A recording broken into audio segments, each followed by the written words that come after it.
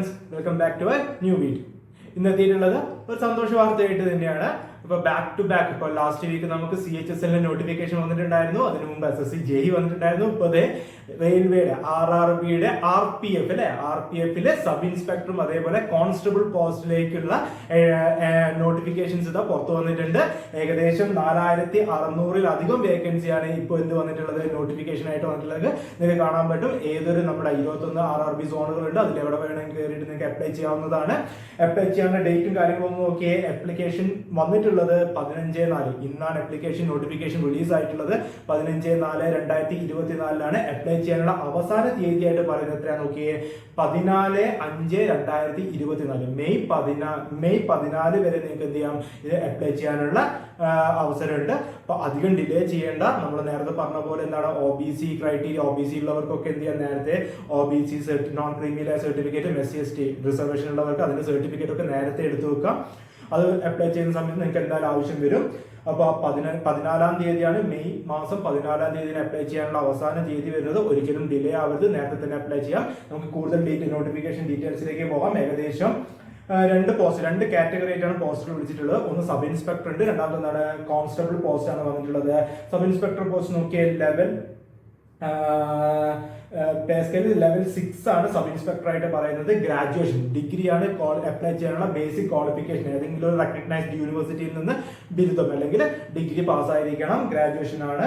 അതിന്റെ initial pay scale വരുന്നതിനാണ് 35,400 initial pay scale വരുന്നത്. അതിലെ മെഡിക്കൽ സ്റ്റാൻഡേർഡ് എത്ര വരുന്നത് B1 ആണ്. ആ മെഡിക്കൽ സ്റ്റാൻഡേർഡിനൊക്കെ ബേസ് ചെയ്ത് നമ്മളൊരു സെപ്പറേറ്റ് വീഡിയോ ഇതിനായിട്ട് തന്നെ ചെയ്യുന്നുണ്ട്. അപ്പൊ നോക്കാം.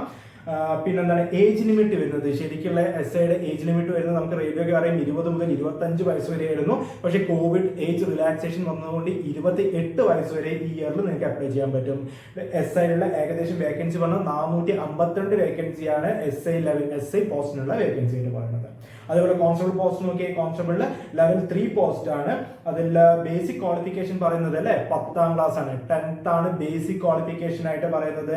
ഏകദേശം ഗ്രൂപ്പ് ഡിയുടെ അതേ കാറ്റഗറി ക്വാളിഫിക്കേഷൻ തന്നെയാണ് വരുന്നത്. 10th ആണ് ക്വാളിഫിക്കേഷൻ. ഒരു റെക്കഗ്നൈസ്ഡ് ഗവൺമെന്റ് ഇൻസ്റ്റിറ്റ്യൂട്ടിൽ നിന്ന് നിങ്ങൾ എന്ത് ചെയ്യണം, ഒരു SSLC അല്ലെ 10th ലെവൽ പാസ്സായിരിക്കണം. അതിന്റെ ബേസിക് പേ സ്കെയിൽ നോക്കി 21,700 ബേസിക് പേ സ്കെയിൽ വരുന്നത്.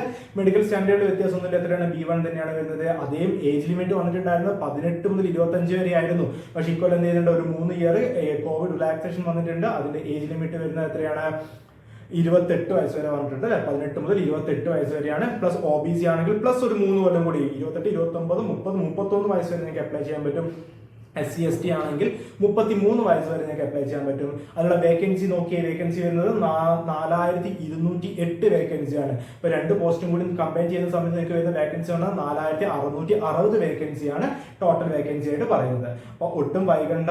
ഏജ് റിലാക്സേഷൻ പറയുന്നത് OBC ഉള്ളവർക്ക് അപ്ലൈ ചെയ്യണമെങ്കിൽ എന്ത് വേണ്ടി വരും, നിങ്ങൾക്ക് ഒരു certificate OBC non creamy layer SC/ST ആണെങ്കിൽ അതിന്റെയൊക്കെ സർട്ടിഫിക്കറ്റ് ഓൾറെഡി എടുത്ത് വെച്ചിട്ടുണ്ട്. ഓൾറെഡി നിങ്ങൾ കുറെ എക്സാംസ് ഇപ്പോൾ ALP വിളിച്ചിട്ടുണ്ട്. അതേപോലെ ടെക്നീഷ്യൻ ഒക്കെ നിങ്ങൾ അപ്ലൈ ചെയ്തിട്ടുണ്ടാകും. കുറെ പേരൊക്കെ അപ്ലൈ ചെയ്തിട്ടുണ്ടാകും. അപ്ലൈ ചെയ്യാത്തവരുണ്ടെങ്കിൽ 10th ക്വാളിഫിക്കേഷൻ അല്ലെങ്കിൽ ഡിഗ്രി ക്വാളിഫിക്കേഷൻ ടെക്നിക്കൽ അല്ലാത്ത ആളുകളൊക്കെ എന്ത് ചെയ്യാം, എക്സ്ട്രാ ആയിട്ട് എന്തുകൂടി എടുത്തു വെക്കാം, ഒരു നോൺ ക്രീമി ലെയർ അല്ലെങ്കിൽ SC/ST ആണെങ്കിൽ അതിന്റെ കമ്മ്യൂണിറ്റി സർട്ടിഫിക്കറ്റ് എടുത്തു വെക്കുന്നത് ബെറ്റർ ആയിരിക്കും. അപ്ലൈ ചെയ്യുന്ന സമയത്ത് ആ സർട്ടിഫിക്കറ്റ് നമ്പർ നിങ്ങൾ എൻ്റർ ചെയ്തിരിക്കണം. ആ സർട്ടിഫിക്കറ്റ് എടുക്കേണ്ടതെന്ന് പറഞ്ഞത് തഹസിൽദാറാണ് കേട്ടോ. മിനിമം ആണെന്ന് പറയുന്നത് തഹസിൽദാർ എടുക്കുന്നതായിരിക്കണം നിങ്ങൾ എന്ത് എടുക്കേണ്ടത്, ഈ ഒരു സർട്ടിഫിക്കറ്റ് നിങ്ങൾ വാങ്ങിക്കേണ്ടത്. ഓക്കെ. അതിന്റെ ഫിസിക്കൽ സ്റ്റാൻഡേർഡ് ഡീറ്റെയിൽസ് ഒക്കെ നമുക്ക് ഡീറ്റെയിൽഡ് ആയിട്ട് അടുത്തൊരു വീഡിയോയിൽ പറയാം. അപ്ലൈ ചെയ്യാനുള്ള ഫീസ് എന്ന് പറയുന്നത് 500 rupees ആണ് ജനറൽ കാറ്റഗറി പറയുന്നത്. അത് നമുക്ക് എന്ത് ചെയ്യുന്നുണ്ട്, ഫീമെയിൽസ് അല്ലെങ്കിൽ SC/ST കാൻഡിഡേറ്റ്സ് പറയുന്നത് എത്രയാണ്, 250 rupees ആണ്.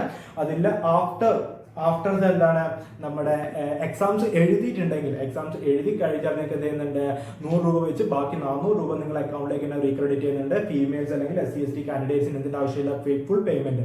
എക്സാംസ് അറ്റൻഡ് ചെയ്തിട്ടുണ്ടെങ്കിൽ ഫുൾ പേയ്മെന്റ് നിങ്ങളുടെ അക്കൗണ്ടിലേക്ക് തന്നെ റീക്രെഡിറ്റ് ചെയ്യുന്നതാണ്. ഓക്കെ ആണല്ലോ. 21 റെയിൽവേ സോണുകളുണ്ട്. അതിൽ കയറിയിട്ട് നിങ്ങൾക്ക് എന്ത് ചെയ്യാം, മെയ് 14 മുമ്പായിട്ട് നിങ്ങൾക്ക് എന്ത് ചെയ്യാം, അപ്ലൈ ചെയ്യാവുന്നതാണ്. അധികം ലേറ്റ് ആവണ്ട. ഇതിൻ്റെയൊക്കെ നമ്മൾ ഓഫ്ലൈൻ അതേപോലെ ലൈവ് ബാച്ചുകളും അതേപോലെ ഓഫ്ലൈൻ സെപ്പറേറ്റ് 10th ലെവലിന് വേണ്ടിയിട്ട് ഒരു സെപ്പറേറ്റ് ഏറ്റവും ബേസിക് ലെവൽ മുതലുള്ള ക്ലാസ്സുകൾ നമ്മൾ സ്റ്റാർട്ട് ചെയ്യുന്നുണ്ട്. അപ്പോൾ ഉടനെ തന്നെ നമുക്ക് എന്ത് ചെയ്യാം, താഴെ കാണുന്ന നമ്പേഴ്സിൽ നിങ്ങൾ കോൾ ചെയ്യാവുന്നതാണ്.